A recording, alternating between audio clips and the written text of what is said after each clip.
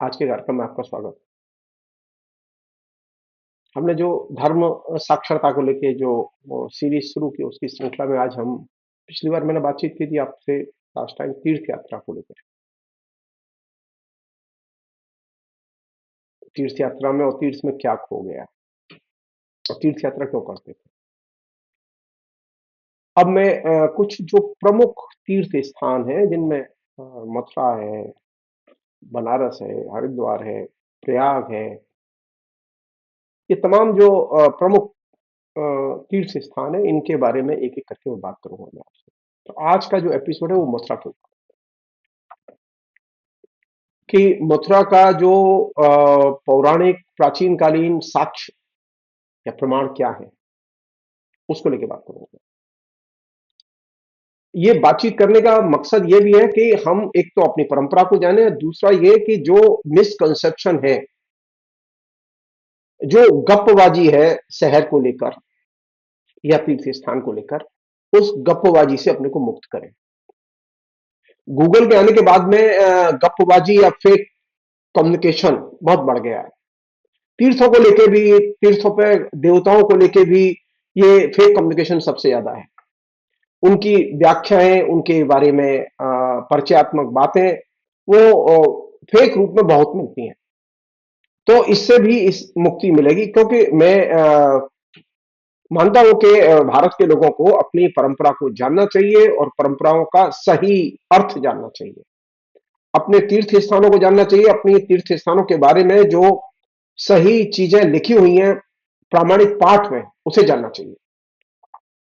Fake में नहीं रहना चाहिए। फेक बहुत बड़ा शत्रु है हमारी ह्यूमन सिविलाइजेशन का। और फेक का सबसे अधिक इस्तेमाल रिएक्शनरी फोर्सेस कर रहे हैं। वे लोग कर रहे हैं जिन्हें हम लोग पोगापंथी कहते हैं। पोगापंथियों से बचने के लिए, बचाने के लिए ये शास्त्रों को भी बचाना जरूरी है, तीर्थों को भी बचाना जरूरी है। और इन पोगापंथियों का राजनीति में दक्षिणपंथी राजनीति से गहरा संबंध है या वो किसी से भी संबंध हो सकता है उनका। तो मथुरा के बारे में हम बातचीत शुरू करते हैं। तो मथुरा की स्थिति यह है कि मथुरा के बारे में कोई वैदिक संकेत नहीं मिलते। किसी भी वेद में मथुरा का उल्लेख नहीं है। लेकिन ईसा से 5 शताब्दी पहले मथुरा का अस्तित्व था, ये प्रमाण जरूर मिलता है। और ये प्रमाण मिलता है एक बहुत ही बड़े बौद्ध ग्रंथ में, जिसे अगुत्तर निकाय कहते हैं। उसमें मथुरा और वृंदावन का जिक्र है। मध्यम निकाय में भी मथुरा का जिक्र है और वृंदावन का भी जिक्र है। इन दोनों ही पुस्तकों में ये प्रसंग आया है कि महात्मा बुद्ध के एक महान शिष्य थे, महाकच्छायन। वे मथुरा अपने गुरु के सिद्धांतों का प्रचार करने और शिक्षा देने के लिए आए। और ये भी एक हिस्टोरिकल फैक्ट है कि मेगास्थनीज जो है वो संभवतः मथुरा को जानता था। और इसके साथ हरकेलिस, यानी जिसे हम लोग हरे कृष्ण कहते हैं, वो मेगास्थनीज हरकेलिस के साथ में परिचित था। पीवी काणे ने ये बात रेखांकित की है। और पीवी काणे भारत रत्न है, ये जान रहे हम। और ये जो माथुर है, जिनसे कि हमारा माथुर चतुर्वेदियों का संबंध है, जिसका मथुरा से संबंध है, ये माथुर मथुरा का निवासी हुआ करता था और वहां उत्पन्न हुआ था या मथुरा से आया हुआ था। तो ये माथुर शब्द सबसे पहले जैमिनी के पूर्व मीमांसा सूत्र में आया है। पाणिनि के जो सूत्र मिलते हैं, उन पाणिनि के सूत्रों में मथुरा शब्द कहीं नहीं आया। किंतु जो वर्णादि गण की जो चर्चा पाणिनि ने की है,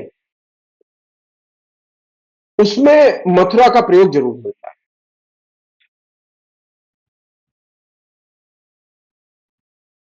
हाँ, एक चीज जरूर कह सकते हैं कि पाणिनि को वासुदेव, अर्जुन, यादवों के साथ साथ अंधक दृष्टि समुदाय के लोगों के बारे में भी और गोविंद के बारे में भी जानकारी थी।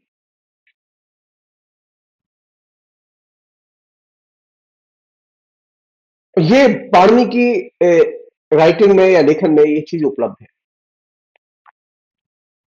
हाँ, पतंजलि के महाभाष्य में मथुरा शब्द कई बार आया है।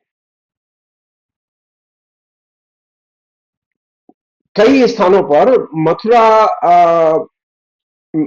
के और कृष्ण के और कंस के और वासुदेव के प्रसंग में वासुदेव द्वारा कंस के नाश का उल्लेख नाटकीय संकेतों, चित्रों और गाथाओं के रूप में आया है।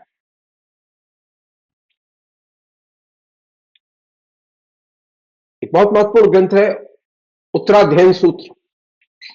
उसमें मथुरा को शौर्यपुर के नाम से पुकारा गया है।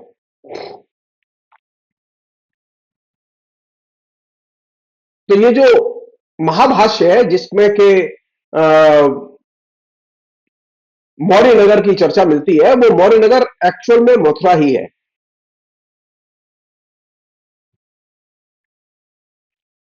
ये जो कुछ लोग कहते हैं कि वो मौर्य नगर मथुरा ही है, इस पर संदेह लोगों ने व्यक्त किया है। पीवी कांडे ने भी संदेह व्यक्त किया है इस पर। एक अन्य चीज है जो कि कायदे से समझने की है, वो ये कि महाभारत के आदि पर्व में मथुरा का वर्णन है। तो वो इस रूप में है कि मथुरा अति सुंदर गायों के लिए उन दिनों प्रसिद्ध था। जब जरासंध के वीर सेनापति हंस और डिंभक यमुना में डूब गए और जब जरासंध दूरी दुखित होकर मगध चला गया, तो कृष्ण कहते हैं अब हम पुनः प्रसन्न होकर मथुरा में रह सकेंगे। ये सभा पर्व में ये उल्लेख मिलता है। अंत में सभा पर्व में भी ये भी उल्लेख मिलता है कि जरासंध के लगातार आक्रमणों से तंग आकर कृष्ण ने यादवों को द्वारका मथुरा से ले जाके द्वारका में बसाया। उसी तरह ब्रह्म पुराण में ये उल्लेख है कि कृष्ण की सहमति से वृष्टियों एवं अंधकों ने काल एवं के भय से मथुरा का त्याग कर दिया। इसी तरह वायु पुराण में कहा गया कि राम के भाई शत्रुघ्न ने मधु के पुत्र लवण को मार डाला और मधुवन से मथुरा को प्रतिष्ठापित किया। किंतु रामायण में, जो वाल्मीकि की रामायण के उत्तरकांड में, शत्रुघ्न ने 12 वर्षों में मथुरा को सुंदर व समृद्धशाली नगर बनाया, इसका जिक्र है।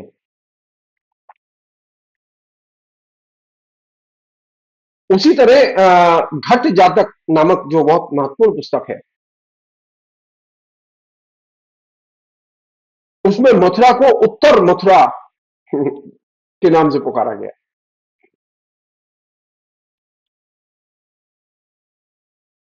क्योंकि दक्षिण में पांडवों की नगरी भी मथुरा के नाम से प्रसिद्ध थी, जिसे अभी हम लोग साउथ में देख सकते हैं। इसी पुस्तक में कंस और वासुदेव की गाथा भी आई है, जो महाभारत और पुराणों की गाथा से एकदम भिन्न है। रघुवंश में, कालिदास के रघुवंश में मथुरा का नाम है और ये उल्लेख मिलता है कि मथुरा की स्थापना शत्रुघ्न ने की।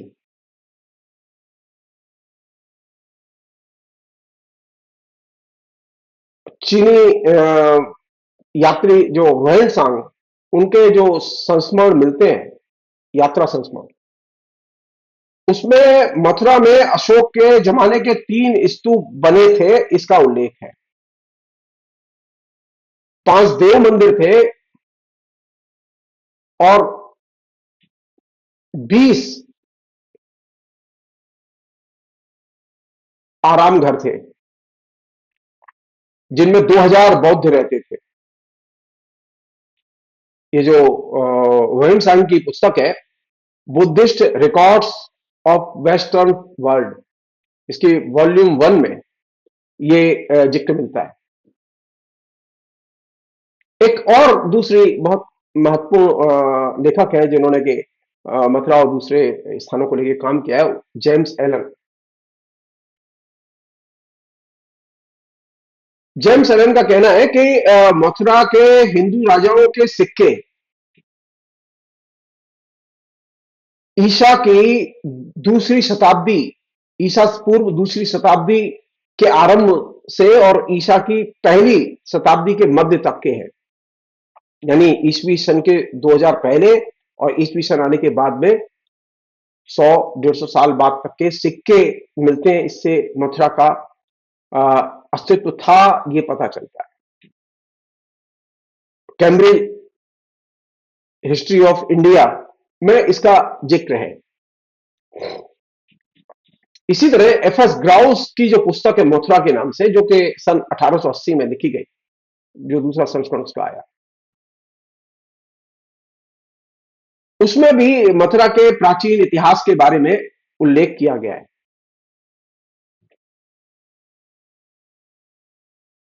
अनेक चीजें ऐसी हैं जो कि उसमें विभ्रम पैदा करती हैं, उनकी मैं चर्चा बाद में कभी करूंगा जब ग्राउस की बात करूंगा। तो उसी तरह एक अन्य विद्वान थे सार्वेन, उनका जो निबंध मिलता है, बहुत महत्वपूर्ण निबंध है। उसमें उन्होंने कहा है कि कलिंग के राजा की एक विजय का वर्णन है जिसमें मथुरा की ओर यमराज दिमित भाग के जाता है। उसके संदर्भ में, उसके भाग के मथुरा आने के संदर्भ में मथुरा का उल्लेख मिलता है।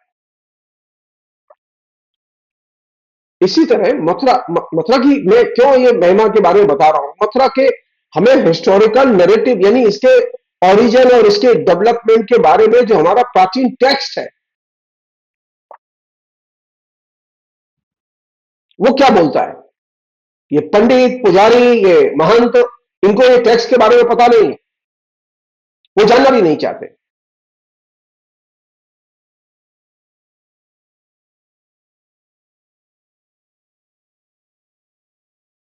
कनिष्क, हुविस्क और दूसरे कुषाण राजाओं के भी शिलालेख मथुरा में मिले और वो हमारे म्यूजियम में है।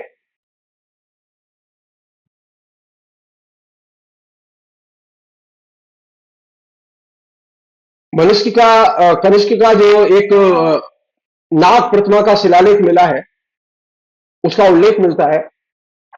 उसी तरह होविस्क के कार्यकाल का बोधिसत्व की प्रतिमा के आधार वाला एक शिलालेख मिला है। बासु का शिलालेख मिला है, सोनदास का शिलालेख। उसके अलावा मथुरा और उसके आसपास के 7 ब्राह्मी लेख पत्थर पर।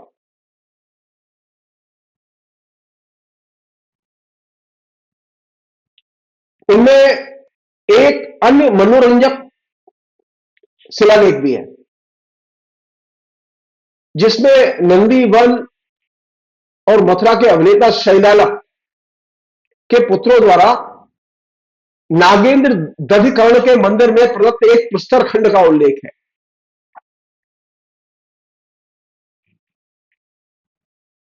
इसी प्रकार विष्णु पुराण में ये लिखा गया है कि विष्णु पुराण लिखे जाने के पहले मथुरा में हरि की एक प्रतिमा प्रतिष्ठापित हुई थी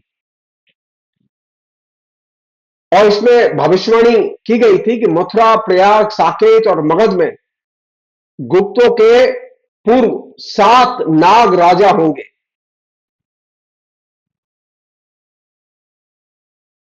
अलबरूनी में तो अपने भारत संबंधी जो उसकी जेल है, जेल नंबर 2, उसमें मथुरा को माहुरा के नाम से लिखा है और लिखा है कि वहां ब्राह्मणों की बहुत भीड़ है।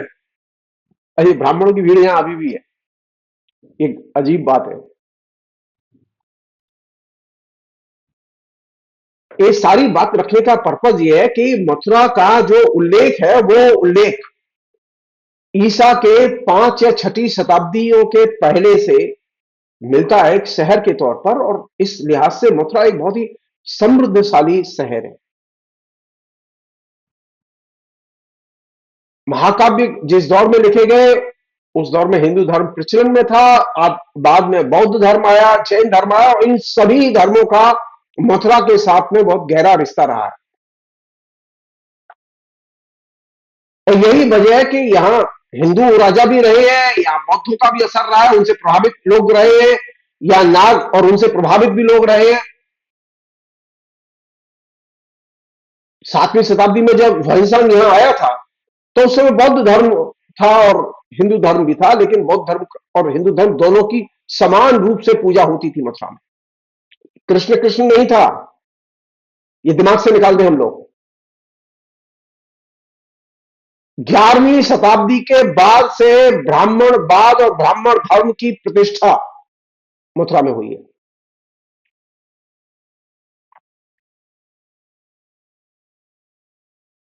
एक और भी चीज है जो कि जाननी चाहिए।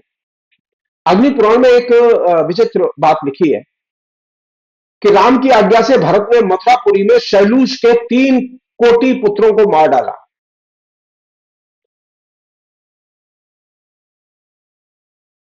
अब 3 कोटि पुत्र थोड़ी सी समस्या तो है आंकड़े में, लेकिन है, ये तथ्य है। हो सकता है कि कुछ लोग मारे गए हो, लेकिन ये समस्या तो है। कहने का मतलब यह कि मथुरा में 2000 वर्षों तक कृष्ण की पूजा और भागवत धर्म, बौद्ध धर्म, जैन धर्म, इनका समागम रहा है। और खासतौर पर जो बराह पुराण में जो उपतीर्थों की महत्ता है, उसमें मथुरा और उपतीर्थों के विषय में लगभग 1000 श्लोक मिलते हैं। उसी तरह विष्णु पुराण में, बराह पुराण में कृष्ण, राया, मथुरा, वृंदावन, गोवर्धन और कृष्ण लीला के संबंध में हमें प्रसंग मिलते हैं।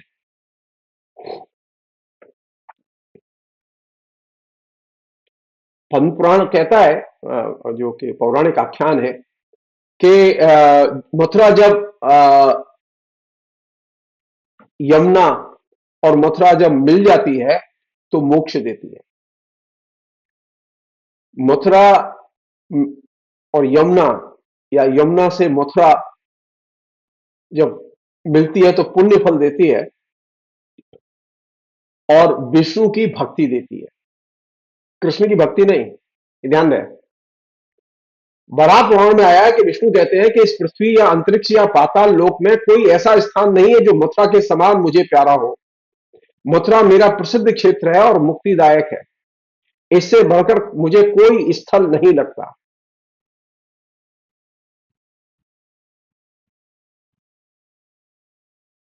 पद्म पुराण में आया, विष्णु ने कहा कि मुझे मथुरा अत्यंत प्रिय है।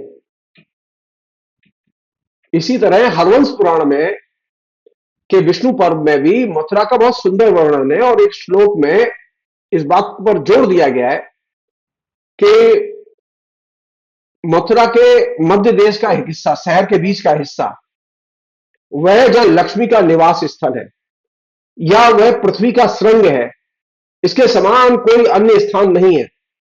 यह प्रभूत धन धान्य से पूर्ण जगह है। एक और चीज जो कि बहुत ही दिलचस्प है प्राचीन कृतियों में, वो यह कि मथुरा मंडल, जिसे हम लोग ब्रिज कहते हैं, वो 20 योजन तक विस्तृत था। और ये 20 योजन का जो एरिया है, ये मथुरापुरी कहलाता था। हमारे यहां जो बारहा पुराण और नारदी पुराण में मथुरा और उसके आसपास के जो तीर्थों का उल्लेख मिलता है, उसको भी कायदे से पढ़ा जाना चाहिए।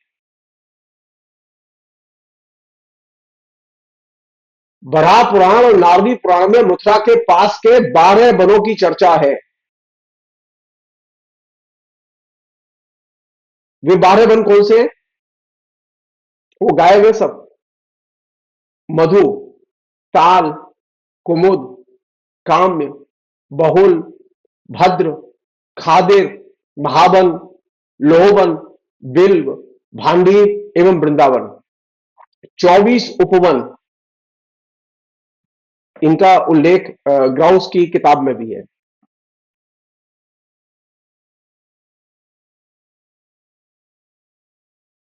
और ग्राउस की किताब में जो 24 उपवन का उल्लेख है वे पुराणों में नहीं है, किंतु पुराणों के बाद के ग्रंथों में इन उपवनों का वर्णन मिलता है। मथुरा वृंदावन के या यमुना जो है मथुरा वृंदावन के उत्तर पश्चिम में विस्तार से 5 योजन तक फैली हुई थी। इसका वर्णन विष्णु पुराण, नारदी पुराण और दूसरे पुराणों में मिलता है। एक और चीज है जिसका कि जिसे हम लोग कृष्ण लीला कहते हैं, उस कृष्ण लीला को एक तरह से बैकुंठ, पृथ्वी पर बैकुंठ की संज्ञा दी गई है।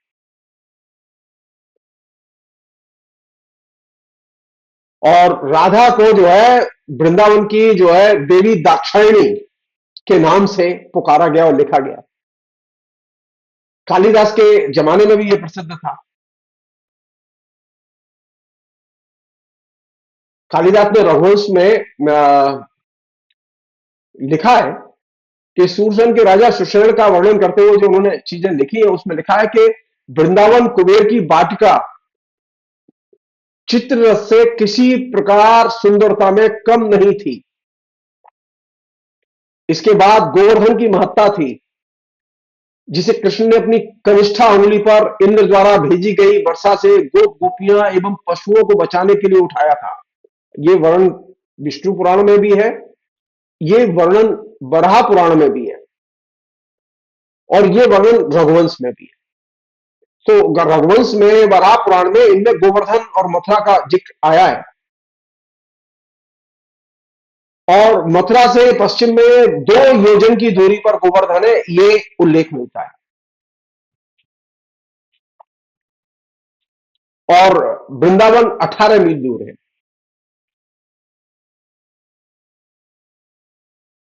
कुरु पुराण में एक उल्लेख मिलता है कि प्राचीन राजा पृथु ने यहां तप किया था।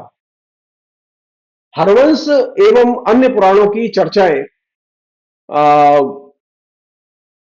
एकदम ऊट पटांग बातों से भरी हुई है, इसलिए मैं उनका जिक्र यहां नहीं कर रहा हूं।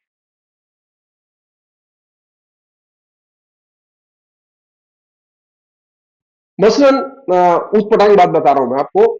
जैसे हरवंश पुराण में यह कहा गया है कि तालवन गोवर्धन से उत्तर में यमुना के पास था, किंतु वास्तव में यह गोवर्धन से दक्षिण पूर्व में है।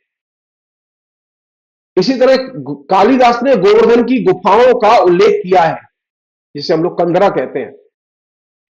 गोकुल ब्रज या महावन है, जहां कृष्ण बचपन से नंद गोप द्वारा पाले पोसे गए और बड़े हुए।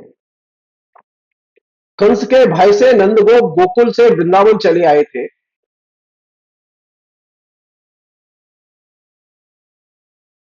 उसी तरह ये भी उल्लेख मिलता है प्राचीन ग्रंथों में कि चैतन्य महाप्रभु वृंदावन आए थे। चैतन्य चरतामृत में इसका उल्लेख है।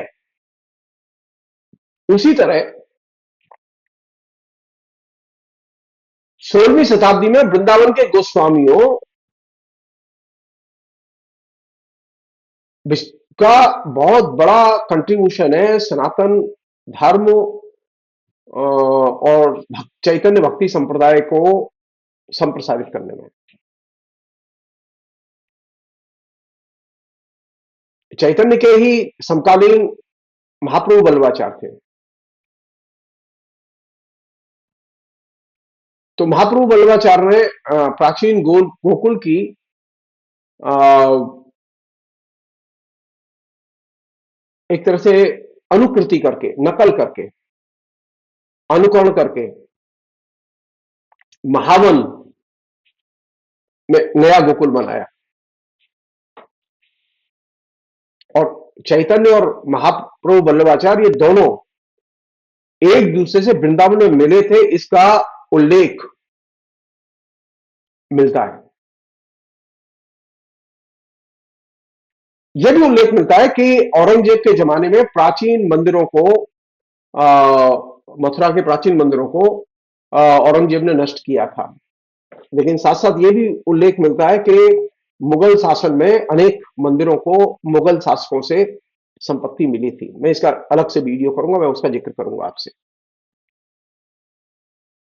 एक अन्य चीज है जो कि कह के मैं बात रोकूंगा मैं यहां, कि ये जो जो एक विवरण आपके सामने पेश किया है, इस विवरण को पेश करने का मकसद क्या है? इसका मकसद यह है कि मथुरा ईसा से 5वीं 6वीं शताब्दी पहले शहर के रूप में जन्म ले चुका था। मथुरा का इतिहास तकरीबन शहर के तौर पर 3000 वर्ष का शहर है। ये 3000 साल के सिविलाइजेशन को मथुरा हमारे टेक्स्ट में रिप्रेजेंट करता है। और यह कोई साधारण चीज नहीं है शहरी सभ्यता को समझने के लिहाज से। अब में से ज्यादातर लोग पढ़ते क्या है कि हम शहरी सभ्यता के या सभ्यता के विकास के क्रम में तीर्थों की जो भूमिका है उस पर बात नहीं करते, बल्कि तीर्थों को एक पूजा, स्नान, ध्यान इसकी जगह मान के चलते हैं, मंदिर इसकी जगह मान के चलते हैं, पुजारियों की जगह मान के चलते हैं, बल्कि ये बहुत बड़ा हिस्सा नहीं है उसका। सिविलाइजेशन में शहर और शहरी सभ्यता का विकास बहुत महत्वपूर्ण भूमिका अदा करता रहा है। मंदिर शहरी सभ्यता का हिस्सा रहे हैं। तो मथुरा में जो मंदिर संस्कृति है या देव संस्कृति है, वो शहर संस्कृति से जुड़ी हुई है और शहर संस्कृति के विकास से जुड़ी हुई है। ये जो विवरण मैंने आपके सामने पेश किया, ये इसलिए जरूरी है कि इस संस्कृति में कास्ट का उल्लेख नहीं है, कास्ट के झगड़ों का उल्लेख नहीं है। इस संस्कृति के उल्लेख में ये जो मैंने उल्लेख आपके सामने किया है, ये पीवी काणे के द्वारा तैयार किया गया जो डिटेल्स है वो मैंने बहुत ही ब्रीफ में आपके सामने रखे। और वो भारत रत्न थे, उन्हें भारत रत्न से सम्मानित किया था भारत सरकार ने। शहरों को देखने का तरीका एक यह भी है कि उन्हें एक सेक्युलर सिटी के तौर पर देखा जाए, न कि धार्मिक शहर के तौर पर।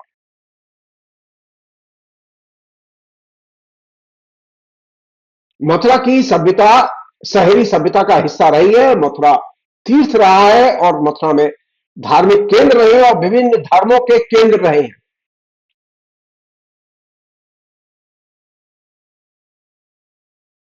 कोई धर्म जो है वो 500 साल रहा, कोई 800 साल रहा, कोई 700 साल रहा, कोई एकदम गायब हो गया। ये बहुत कुछ चला है यहां। मथुरा शुरू से ही ये कृष्ण जन्म स्थान नहीं रहा है।